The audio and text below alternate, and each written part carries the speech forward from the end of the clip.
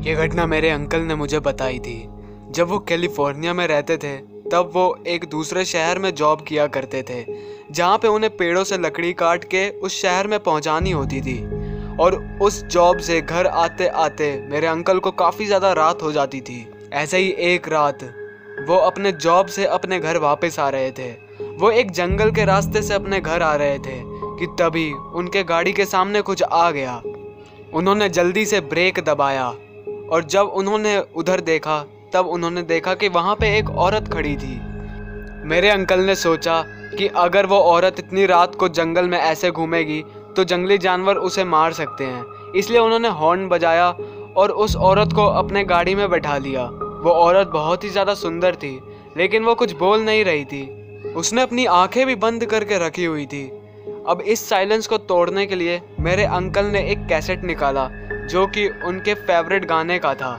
वो उसे music player में लगा ही रहे थे कि तभी वो कैसेट उनके हाथ से गिर गया और उस लड़की के पैर के पास चला गया।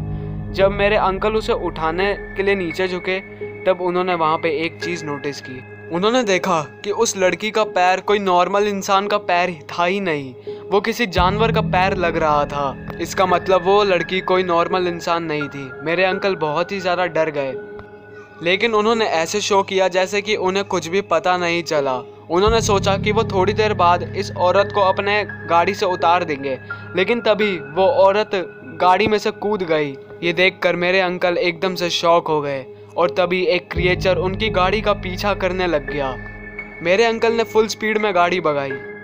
उस क्रिएचर ने मेरे अंकल की गाड़ी का तब तक पीछा किया जब तक वो उस जंगल से बाहर नहीं चले गए।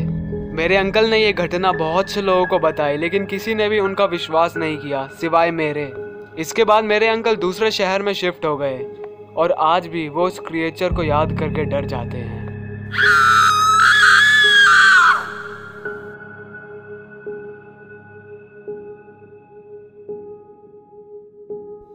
ये कहानी मैं एक लड़की के पॉइंट ऑफ व्यू से बता रहा हूँ। मैंने एक अपार्टमेंट रेंट किया था जो कि मेरे कॉलेज के पास में था। मेरा ओरिजिनल घर मेरे कॉलेज से काफ़ी दूर था, इसलिए मैंने ये अपार्टमेंट रेंट किया था।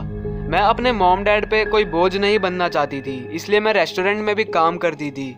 वहाँ से मुझे इतने पैसे तो मिल जाते थे कि मैं अपार्टमेंट का रेंट, अपने कॉलेज की फ़ीस और अपना खर्चा निकाल सकूँ।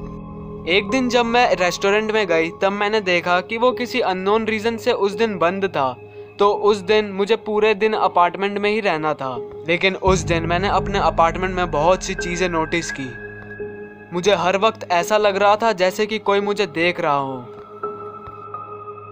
जब मैं किचन में खाना बना रही थी तब मैंने अपने आई कॉर्नर से एक चीज़ को देखा जो कि दीवार से झांक के मुझे ही देख रहा था। डर के मारे मैंने उसके तरफ देखा ही नहीं। जब रात हो गई तब मैं अपने बेड पे लेटी थी सोने के लिए, लेकिन मुझे बार बार ऐसा लग रहा था जैसे कि मेरे आसपास कोई है, लेकिन मैं किसी तरह सो गई।